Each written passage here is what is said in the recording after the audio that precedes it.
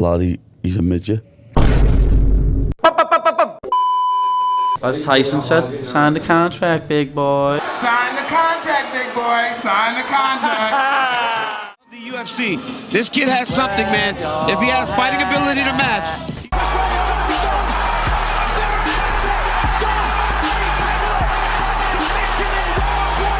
He chokes King Green to sleep for some years. Out cold. Wow.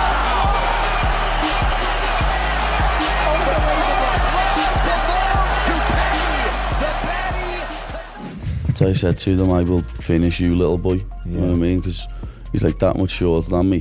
I'm so much wider than him. Yeah. Like, and that plays a part. That's why people cut weights. That's why you get to a certain weight division. Because, like, I love Kevin Holland and I want him to keep fighting at welterweight. But when he fights at middleweight, he gets ragdolled. You know what I mean? He said it himself after the Kamzat fight, I need to stop fighting at middleweight. Yeah. That 10-15 pounds makes a big difference. And پدی پیمپلت برای UFC یک شخصیت معمولی نیست یا فقط یک شومن. اون یه مبارز واقعیه. اینو تو UFC به بهترین شکل ثابت کرد. اما رسیدن به این سطح هم براش آسون نبود. یه مجازات وحشیانه برای هر کسی که در UFC مقابلش قرار گرفت. Big submission win. Pimblet looking for an aggressive finish, a big left hand and a knee and an elbow from Pimblet. Oh, a huge elbow. Glory on the finish. We're going to go to the judges' scorecards here after 3 تو این ویدیو قراره بریم سراغ این که پدی چطوری از پس حریفاش برمیاد. لایک و سابسکرایب کنید و با ادامه ویدیو با من همراه باشید.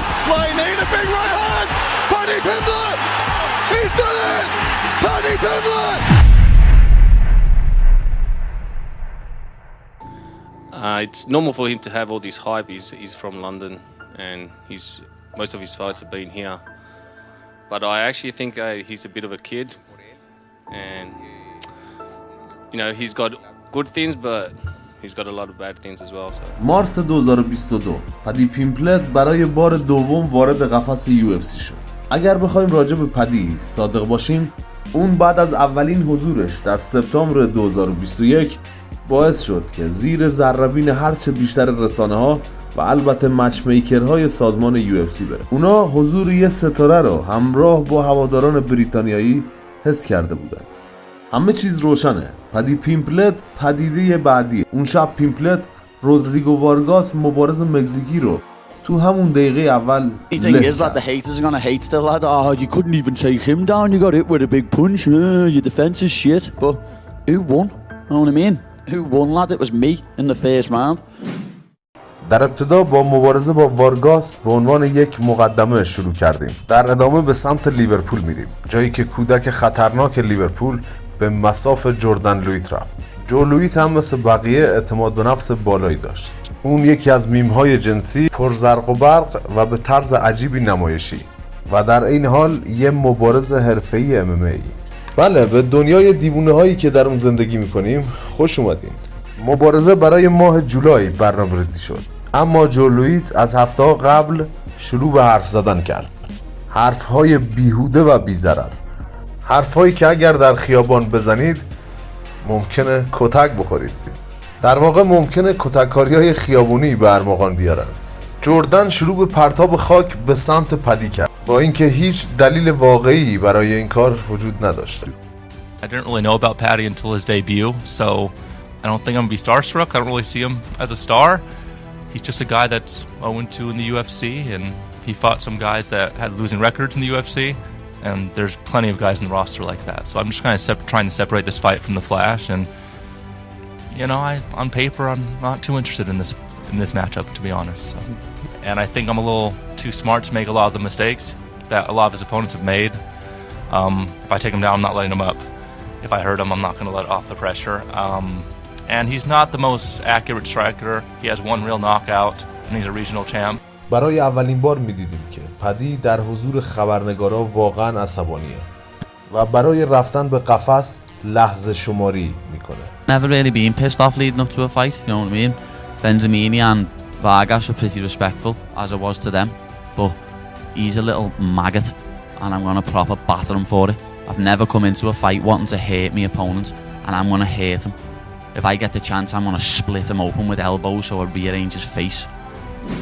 در نهایت این پدی بود که با تکنیک آرنسی در راند دوم به پیروزی رسید و اونو جلوی دنیا تحقیر کرد و مجبورش کرد تا تاوان بده.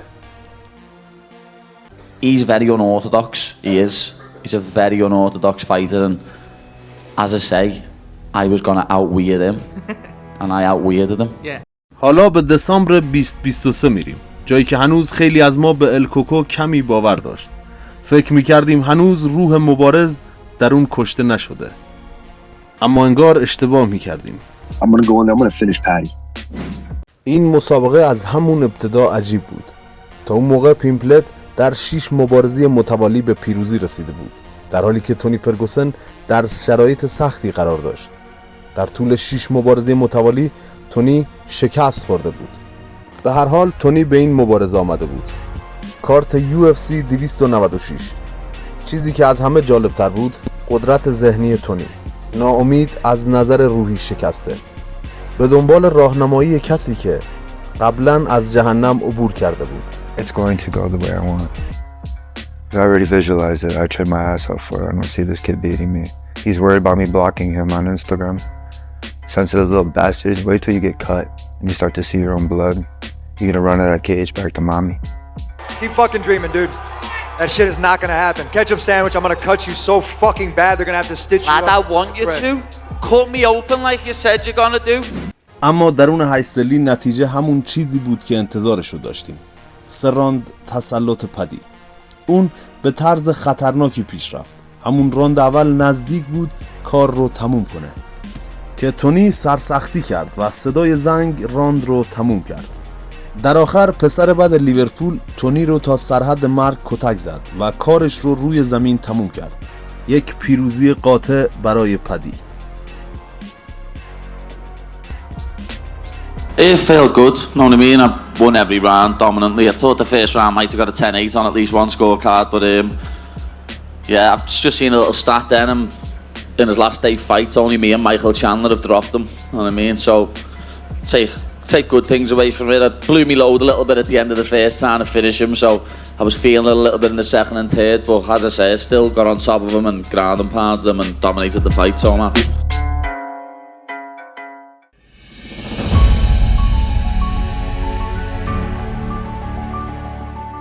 نفر بعدی برای پدی باب گرین، یا همونطور که خودش میگه کینگ. مردی که هر بار یک ماسک عوض میکنه، هر بار یک هویت جدید. در ژانویه 2024 مچ میکرهای UFC تصمیم گرفتند این مبارزه رو ست کنن. UFC 304. It's going to be a hell of a fight for him. I promise it's not going to be easy. I promise I'm going to check his heart, and I promise that I'm going to make it like no other fight. That's all I can keep saying. And just like درست مثل ماجرای لویت، اوضاع خیلی سریع شخصی شد. گرین به پدی حسادت کرد. اون نمیتونست تضاد بین سرعت رشد پدی و خودش رو تحمل کنه. جادی سنگلاخی برای اون و شهرت یک شبه برای ستاره بریتانیایی. گرین به توهین‌های خودش ادامه داد. توهین‌ها از حد گذشت و به شدت جدی شد. اون موقع بود که پدی شرور اون رو مجبور به پرداخت تاوان کرد. The dickhead he is, know what I mean? Like, imagine being nearly 40 years of age and changing your name to King. It's embarrassing, lad. Know what I mean? Grow up, innit? Like as I've said in other interviews, CTE is real. And I think it goes back for me to like my days where I come from, like, because I didn't have a mom and dad. I seen those kids act like that at school. I'm like, man, they don't even know how they treat their mom and their dad. They're like spoiled, you know? He acts the same way. It's like he doesn't realize the UFC's working with him, giving him every opportunity, building you. I had to earn it. They had to put me through the fire. I've been forged by fire. They built you, you know, and there's a difference between us too. And so I don't want to talk too much. داخل قفس پدی بابی رو به شدت کتککاری کرد. بازوی گرین رو تا مرز شکستگی برد و اونو بیهوش کرد. کاری که هیچ کس در این مدت 10 سال نتونسته بود با بابی انجام بده.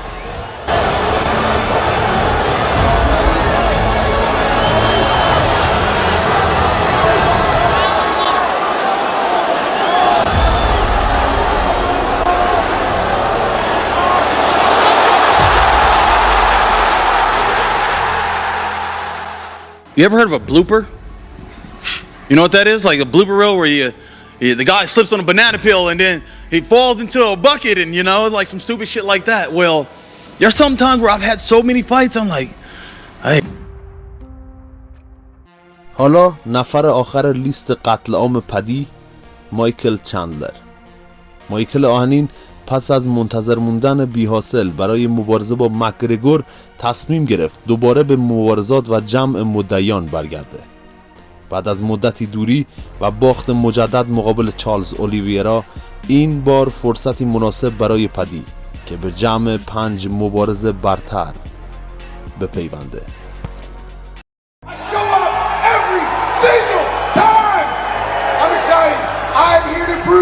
There are levels to this game. All respect to Patty, the baddie, but I don't need a jingle. I'm the real deal. Let's do this thing. Good luck to you, sir. عجیبه که اینقدر چندلر هیجان زده بود.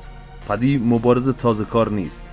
بیش از 20 مبارزه حرفه‌ای، قهرمان جنگجویان قفس اروپا، سونامی تبلیغات پشت سر اون.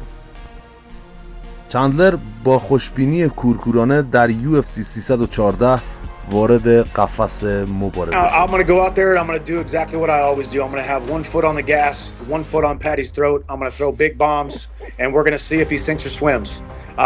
He's never fought a guy like I am. I really don't. Look at the size of those paws, dude. Come on, lad. Seen the start of these? Look at the size of those paws. Seen the start of these? But اما چه اتفاقی افتاد؟ نابودی محض. پیمبلت مایکل چندلر رو در هم کوبید. چشمانش کاملا باز و بت زده به سقف خیره شده بود. با این حرکت پدی خود را در میان نخبگان سبک وزن تثبیت کرد و ثابت کرد که به جمع بهترین ها تعلق داره.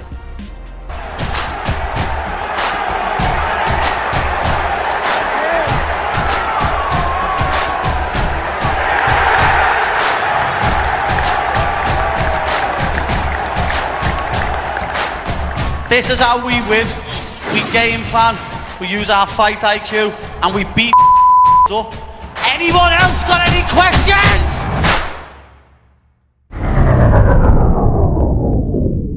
خب نظر شما راجع به این شخصیت شرور چیه؟ آیا اون میتونه به جمع 3 مبارزه برتر برسه یا حتی به مبارزه با قهرمان؟ نظرتون رو کامنت کنید. اگر از این ویدیو خوشتون اومد لایک و سابسکرایب کنید و با ویدیوهای بعدی با من همراه باشید.